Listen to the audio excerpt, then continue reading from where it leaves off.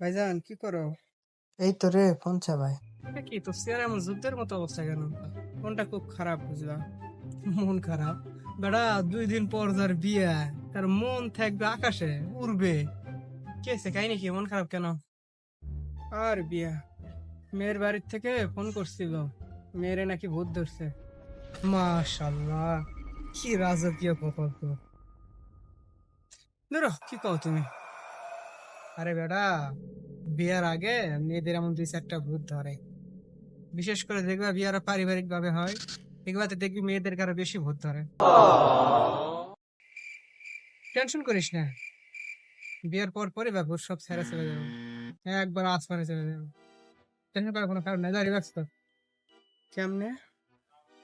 কেমনে মানে ইজি বিষয় রে ভাই। বাসর রাতে সবাই কি মারে? বিড়াল মারে।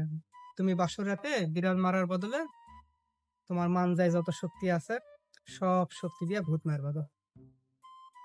তোমার কাছে আশাই ভুল হয়েছে। যা, গিয়া মানজার শক্তি বাড়া।